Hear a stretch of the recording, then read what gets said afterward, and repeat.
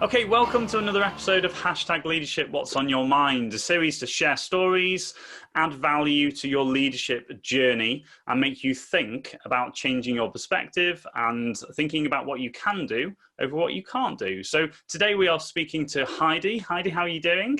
I'm well. How are you doing, Stewart? I'm fab, thank you. It's amazing to speak to you this morning because I don't know a lot about your story. So I'm really excited to know about all the details and all the stories and all the sort of background you have linked to leadership.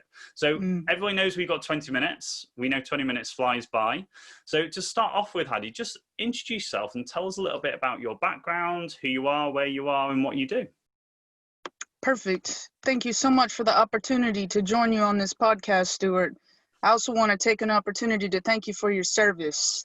I know that's a bit odd to lead with that here in the UK. I know that. But in America, I'm an American. In America, that's the way we always I know. I've been off. to America a couple of times, and it's quite interesting to see the differences in the service thing. And we'll just call it that for now. Yeah. Perfect. Yes. So my name is Heidi Maduhu, as you said. I am a coach, trainer, and a speaker, and I do that independently, certified by the globally renowned John Maxwell team. And I count John Maxwell and his CEO, Mark Cole, as my personal mentors. And so I'm being mentored at the very highest level at this time. But my journey from leadership started from birth, from the age of 5 years old. I grew up on the wrong side of the tracks, on the south side of San Antonio, Texas, and it was a fairly impoverished area. And when I was quite young, one of my close friends was murdered in cold blood, a drive-by shooting, a gang shooting at the wrong house.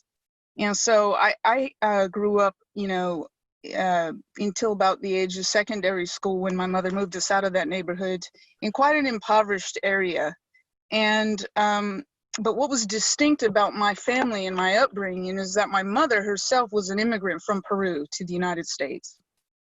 And she had just this mindset that, to this day, she still has it the same, that anything is possible. Anything is possible. And when I say anything, I really mean anything. And she, for ages, and even to this day, she still holds that one day I'm going to be the president of the United States. And I'm like, Mom, let it go. I'm a grown woman. Like, I love that. Please let it go. But she just has this mindset. And so she moved from Peru to the United States when she was only 16 years old. And she didn't have two pennies to rub together, Stuart. And as of this day, she has a very complex portfolio of real estate, which she's built across the country, the United States. She's financially free, and she has done very, very well for herself. But when I was young and we were growing up on the south side of San Antonio, and my dad had left after the divorce, times were rough, times were difficult. And I was the eldest in the family. And so from the age of 5, I had to assume the right hand in terms of leadership with my mother.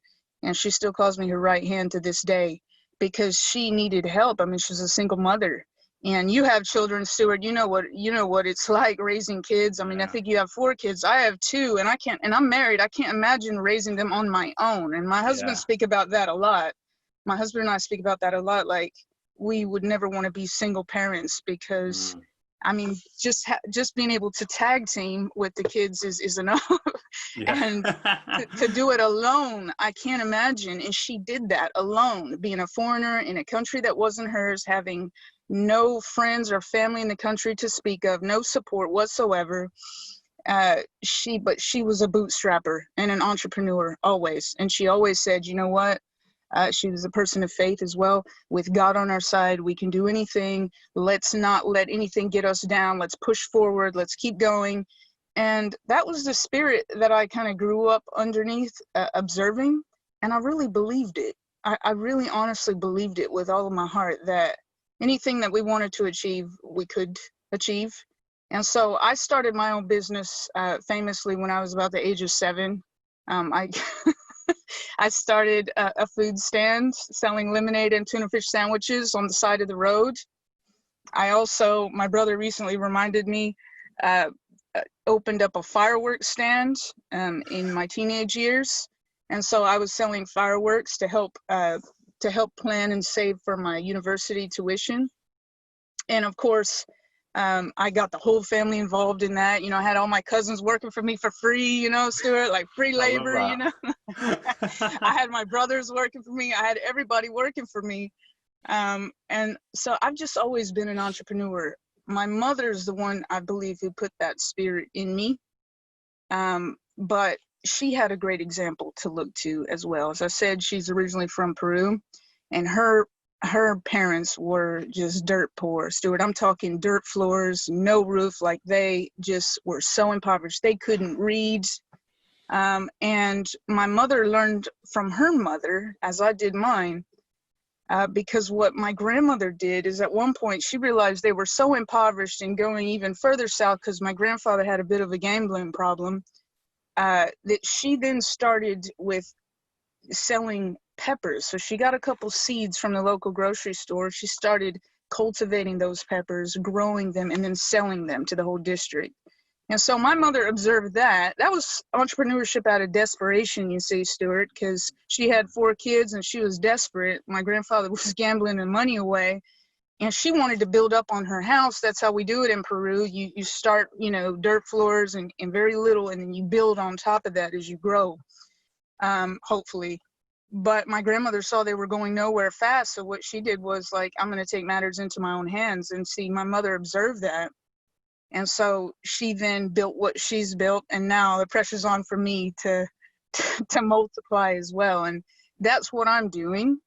In terms of leadership, as I said, my childhood started, I always felt naturally drawn to leadership as the eldest child. But then I always assumed natural leadership roles. And for me, leadership has always been more about who you are and what you represent instead of the title. So I always, you know, I always liked to lead, but I didn't necessarily need someone to say, okay, Heidi, you're the boss, you're in charge. I just really prized teamwork and working together to achieve success and achieve goals. And I think that's why I was always naturally placed in leadership roles, whether it be on sports teams throughout my life, whether it be, you know, in business, whether it be helping with my mother's business, later my brother Carl's business, who's an 8-figure broker in the state of Texas. So we as a family have achieved a significant amount of success, all for the very nature of just simply pushing forward and never giving up. I mean, you want to talk about tenacity. That's what this family has in abundance, and I credit it to my grandmother. I mean, she's an amazing example. And so my business, my consultancy is called Leadership Lair, Laire. And that was actually my great-grandfather's mother's name. So, and again, I'm sad that we only have 20 minutes, because I have a whole nother story of entrepreneurship on my father's side. We might have to get you back on again at some point. There's a couple of guests we have like that, so don't worry. I'll gladly have you back on at some point. So Lair was her, my great-grandfather's mother's name. Very impressive lady, but I'll just say this about her in terms of leadership. She penned a letter very close to her death. And that letter was just a 1-pager, pretty basic. She didn't talk too much like me. She kept it simple and concise, you know.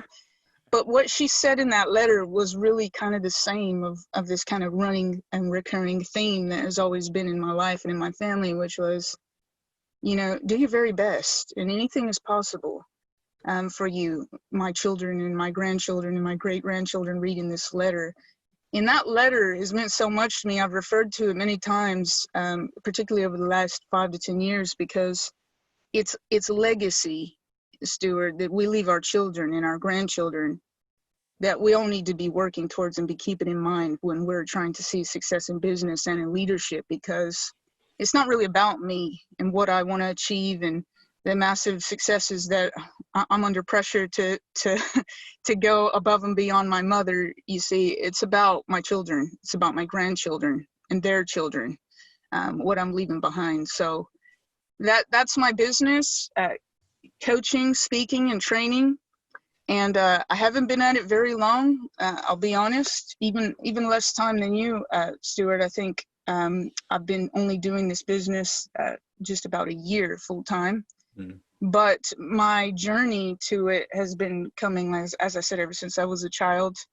And in 1999, I was still obviously fairly young, and I picked up the book, Developing the Leader Within You. It was written by my mentor, John Maxwell. And all of my business aims and what I work towards is based on the adding value and multiplying value in any environment aims and ethos of the John Maxwell team. So that's what I do. Fab, that's amazing. So thank you so much for that detailed story. There's some great twists and turns in there. So you mentioned a couple of times about the pressure. Do you explain that a little bit more about what do you feel that pressure to succeed? What do you think? Explain that a little bit more. Yes, I think I do, definitely, and I would credit hugely that in part to my mother. She has a very I love personality as well, and I'm certified as a DISC expert. I don't know if you know anything about DISC methodology. Love DISC, yeah. She's a high D, so and I would say like President Donald Trump close to high D. Like she's she tells you what she thinks, and with little regard to, you know, whether it might hurt your feelings or I mean, zero filter. And she's always been like that. And so from the time I was born, it's always been about, okay, so I get her on the phone. What are you doing? What's the business doing? What's the family doing? What are your goals for today? What are your goals for tomorrow? What are your goals for 5 years from now? And, you know, when I was a teenager, it used to irritate me, Stewart, because I would always say, like, why don't you just like love me? You know, like you're my mother, like just have a normal relationship with me that like other teenagers have with their mothers, you know, like why is it always about achievement and success and pushing forward? But now as a grown adult and business owner, I mean, I'm so grateful to her. I have a master's degree. I'm well accomplished. My brother is well accomplished and successful as well.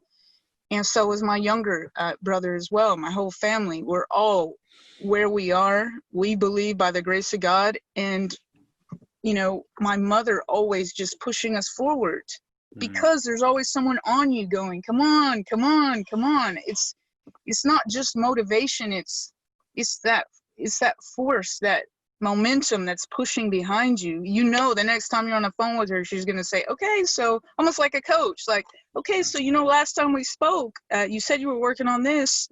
You know, what happened? Did you do it? No, why not? You know, that accountability that really comes from working with a good coach or mentor. So she does it so naturally. I've been telling her from the beginning, you're John Maxwell team DNA from the start, Ma. You should have founded the whole John Maxwell team. I love that because, again, it kind of makes me think about, obviously, we've got children and that kind of, that environment of it's the short-term versus the long-term vision regards to how you're setting up the people around you. And sometimes we talk about the people around us as in your team, but I love talking and sharing stories and getting people to think about the transferable skills from parenthood into leadership and into business. It's unbelievable. And 100%. When you start, you've got very, very successful leaders, and then they're having massive issues at home because they're not transferring, they're switching off. And again, we're not talking about becoming robots. It's the awareness of what's going on. And we could talk all day about the differences in parenthood and not the differences, the similarities in leadership. But also, okay, so a couple more questions. So it's very evident in your story about creating all that environment that you've come from. How do you not replicate that, but how do you have that with your success and your the need to succeed is probably less than where you've come from for your children, your legacy? How do leaders create an environment where it is that resilience, that kind of get up and go I mentioned in the basic terms? What are your thoughts on that? I think the basic thing is, as my mentor John Maxwell always says, is you have to touch a heart before you ask for a hand. And I think that's so critical when you're leading teams, I worked, prior to opening my own business, I worked on the senior leadership team for the charity Missing People. And we did work mostly involving high-risk missing children across the UK. And what I've found during that tenure within senior leadership is that people are working so very hard, Stewart, especially people working on the front line. And they have to feel as though they're cared about. They have to feel as though you're fully invested in them, their families, their situations, you know, their day to day, not just about, you know, cracking the whip and saying, let's get to work and let's do this. People want to feel as though you actually care about them. And I know a lot of leaders feel as though, you know, work is work and you know, my friends are separate to work and that kind of thing. But I'm not talking about friendship per se. I'm talking about, you know, your care and true compassion and value for people being projected in the work that you do within leadership. So critical.